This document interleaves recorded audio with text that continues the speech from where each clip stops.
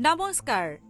শিবিৰত জুই জ্বলোৱাৰ সময়ত আমি গছৰ কুণ্ডাৰ এটা ডাঙৰ স্তূপ জ্বলাই দিওঁ যি ছাইৰ সৰু স্তূপলৈ পৰিৱৰ্তিত হয় তুমি জ্বলোৱা পদাৰ্থটোৰ কি হ'ব এই জুইৰ দ্বাৰা ধ্বংস হৈছিল নেকি উত্তৰটো হৈছে নহয়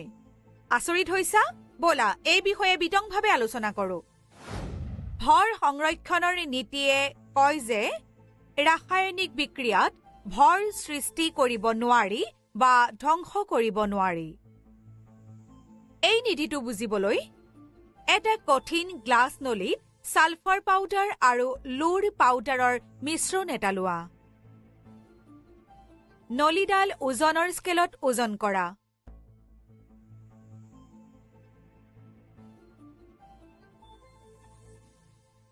এতিয়া মিশ্ৰণটো গৰম কৰা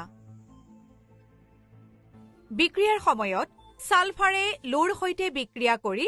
আইৰন সালফাইড গঠন কৰে এয়া এক তাপবৰ্তী বিক্ৰিয়া এতিয়া মিশ্ৰণটো আকৌ আমি লক্ষ্য কৰো যে বিক্ৰিয়াৰ সময়ত সৃষ্টি হোৱা আইৰন সালফাইডৰ ভৰ বিক্ৰিয়াৰ আগতে পৰীক্ষানলীত লোৱা লু আৰু সালফাৰ পাউডাৰৰ মিশ্ৰণৰ ভৰৰ সমান থাকে ই দেখুৱাই যে ৰাসায়নিক বিক্ৰিয়াৰ সময়ত সকলো পৰমাণুৰ মুঠ ভৰ সদায় সংৰক্ষণ হয় সাৰাংশ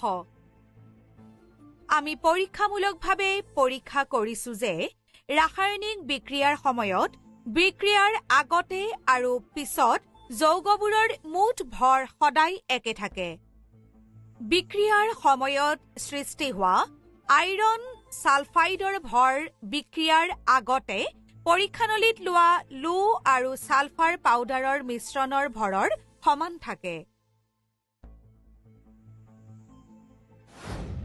এতিয়া আমি জানো যে ভৰ সংৰক্ষণৰ নীতি কি কিন্তু আমি এইটো কেনেকৈ নিশ্চিত কৰিম বলা ইয়াক প্ৰমাণ কৰিবলৈ এটা পৰীক্ষা কৰো এই পৰীক্ষাটোৰ বিষয়ে জানিবলৈ আহিবলগীয়া ভিডিঅ'বোৰ চোৱা